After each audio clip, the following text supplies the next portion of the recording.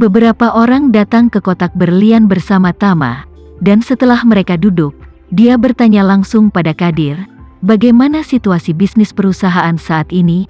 Kadir tidak dapat menyembunyikan kegembiraannya dan berkata, Tuan Renza, JX Weisan kami terjual dengan sangat baik sekarang, dan telah berhasil memasuki pasar beberapa negara maju di Eropa dan Amerika, dengan penjualan bulanan global lebih dari 2 triliun RMB, dan itu meningkat. Tama tidak merasa banyak ketika mendengar data ini, sebaliknya, Devano terkejut dan bertanya, penjualan global JX Weisan saja melebihi 2 triliun RMB dalam 1 bulan. Kadir tertawa, Tuan Devano, ini hanya setengah dari situasi di negara maju di Eropa dan Amerika Serikat. Anda tahu, JX Weisan di luar negeri, tidak peduli mata uang negara mana, harga aktual yang dikonversi ke nilai tukar dolar AS, sekitar $100 AS, setara dengan sekitar 6 miliar yuan. Ini mengurangi biaya produksi, tarif, dan pajak penghasilan badan, dan kemudian mengurangi biaya saluran, publisitas. Laba bersih sekitar 40 hingga 50%. Devano tidak bisa tidak berseru, jika semua negara Eropa dan Amerika diambil, tidakkah mungkin untuk menggandakan?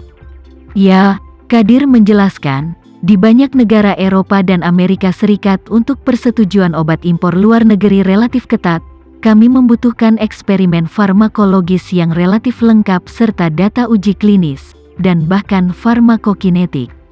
Ini juga mengharuskan kami untuk memberikan data rinci.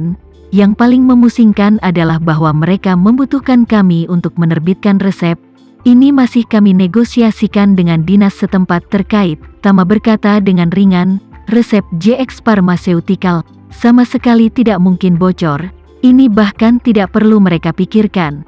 Kadir berkata dengan susah payah, tapi Tuan Renza, jika pihak lain bersikeras, jika kita tidak setuju, pihak lain tidak akan menyetujui obat kita untuk dipasarkan di negara mereka. Tama bertanya secara retoris, apakah tidak ada yang istimewa dari kebijakan semacam ini? Ada, Kadir menjelaskan, jika itu adalah tingkat kematian yang tinggi dari obat-obatan khusus yang berhubungan dengan penyakit utama, beberapa kasus bisa mendapatkan persetujuan khusus, tapi itu pada dasarnya beberapa untuk kanker, penyakit kardiovaskular. Mirip dengan tingkat kematian yang tinggi dari penyakit serius, atau untuk diabetes, penyakit kronis yang memerlukan pengobatan jangka panjang. Jika ada obat khusus di daerah ini, mereka umumnya akan membuka celah untuk membiarkan obat masuk terlebih dahulu. Berbicara tentang ini, Kadir berkata dengan canggung, tapi JX Weisan kami tidak akan mencapai tingkat urgensi ini. Bagaimanapun, kita termasuk jenis obat perut yang mengatur, lebih untuk mengatasi ketidaknyamanan perut jangka panjang atau tiba-tiba pasien, gangguan pencernaan dan gejala seperti itu. Ini tidak dianggap sebagai penyakit utama. Tama mengangguk dan bertanya, negara mana yang belum masuk? Karlen berkata, pasar terbesar yang belum dimasuki adalah Amerika Serikat. Persyaratan FDA AS memang terlalu ketat, dan prosesnya sangat rumit, jadi lebih ribet, tapi dua tetangganya Kanada dan Meksiko sudah berhasil kami masuki. Adapun pihak Eropa yang belum masuk pasar terbesar adalah Jerman dan Inggris. Berbicara tentang ini, Kadir menghela nafas. Faktanya, Amerika Serikat, Inggris, dan Jerman, di 3 negara ini, potensinya sangat besar. Apalagi konsumsi alkohol di ketiga negara ini sangat tinggi, sehingga kemungkinan masyarakatnya mengalami sakit perut juga jauh lebih besar, dan permintaan semua jenis obat perut juga paling tinggi di dunia. Jika JX Weisan kami berhasil memasuki negara-negara ini, maka saya berharap penjualan tahunan kami akan melebihi 200 juta kotak. Di antaranya, domestik menyumbang sekitar 30 hingga 50 juta kotak, sisanya ada di pasar luar negeri. Dalam hal ini, penjualan akan menjadi sekitar 100 miliar, dan laba bersih akan menjadi sekitar 45 miliar. Devano tidak bisa tidak berseru, sebuah obat dijual seharga 100 miliar setahun. Ini terlalu menakutkan. Kadir berkata, Tuan Devano tidak tahu, penjualan global obat-obatan terlaris memang sangat mengesankan. Juara penjualan obat global di tahun-tahun ini hampir-hampir 20 miliar dolar, 10 teratas, terendah juga memiliki sejumlah besar miliaran dolar. Obat-obatan yang terkenal secara global itu hanya menghasilkan penjualan tahunan lebih dari 1 miliar dolar. Mengatakan bahwa Carlen menambahkan, obat gastrointestinal negara kita saja, penjualannya lebih dari 50 miliar yuan per tahun, dikombinasikan dengan harga obat yang relatif rendah di negara kita, penjualan obat gastrointestinal global diperkirakan sekitar 500 miliar yuan per tahun, dan Weisan kami sendiri dengan efek terbaik, dan harga penjualan luar negeri adalah premium super tinggi. Jadi dengan perhitungan, selama kami bisa memasuki dunia, tidak sulit untuk menjual 100 miliar RMB setahun. Johan tidak bisa menahan nafas. Tidak heran mereka mengatakan bahwa industri farmasi adalah yang paling menguntungkan. Kapasitas pendapatan ini, bahkan mesin cetak uang mungkin tidak dapat mengejar ya. Devano tertawa. Johan, industri farmasi adalah menghasilkan uang untuk merangsang perusahaan farmasi itu mengembangkan obat yang lebih banyak dan lebih baik. Anda harus tahu bahwa harapan hidup per kapita dapat meningkat begitu cepat dalam beberapa dekade ini. Sebagian besar alasannya, pada kenyataannya, adalah mengandalkan berbagai obat khusus untuk mendukungnya. Betul sekali, Kadir juga setuju.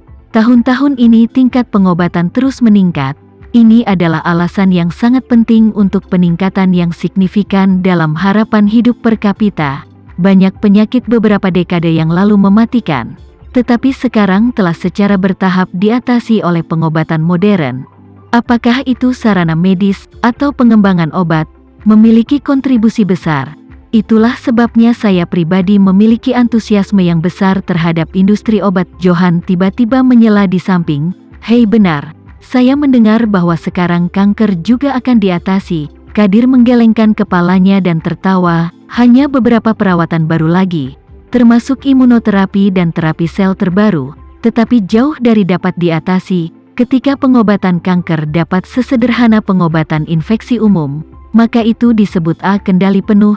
Johan berkata sambil tersenyum, saya pikir dengan kecepatan perkembangan kedokteran sekarang, pengendalian kanker harus segera hadir. Kadir berkata, sebenarnya, saya tidak begitu optimis dalam mengatasi kanker.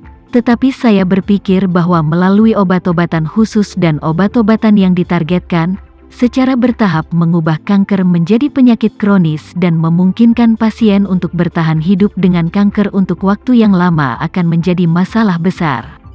Arah pengobatannya di masa depan. Berbicara tentang ini, dia berkata dengan wajah penuh kerinduan, coba pikirkan, jika pengobatan kanker di masa depan bisa seperti pengobatan diabetes saat ini, pasien dapat memastikan waktu kelangsungan hidup yang relatif lama selama dia dipertahankan dengan obat-obatan. Itu sudah akan menjadi kemenangan besar di bidang kedokteran manusia. Mengatakan itu, dia melanjutkan, jika ada perusahaan obat yang dapat mengembangkan obat dengan efek khusus seperti itu, tidak peduli di negara manapun, akan menjadi perusahaan yang paling populer dan dicintai. Mendengar ini, Tama bertanya dengan rasa ingin tahu, Kadir, jika ada perusahaan yang benar-benar dapat memproduksi obat khusus seperti itu, apakah negara-negara itu masih membutuhkan begitu banyak untuk penjualan obat masuk? Mendengar pertanyaan Tama, Kadir berkata hampir tanpa berpikir, Tuan Renza, siapapun yang dapat mengembangkan obat semacam itu, saya khawatir negara manapun di dunia akan mati-matian mengundang produk mereka ke negara mereka untuk dijual. Sekian dulu ya video kali ini, kita lanjutkan lagi videonya di lain waktu. Oh iya, bagaimana menurut kalian? Semoga bisa sedikit menghibur kalian semua. Untuk teman-teman yang baru nonton, jangan lupa subscribe ya, hehehe. Dan kalau teman-teman ada yang ingin gabung langganan, bisa langsung gabung saja untuk dapat fitur yang menarik dan sedikit membantu Mimin. Terima kasih banyak sudah menonton, sampai jumpa lagi, bye.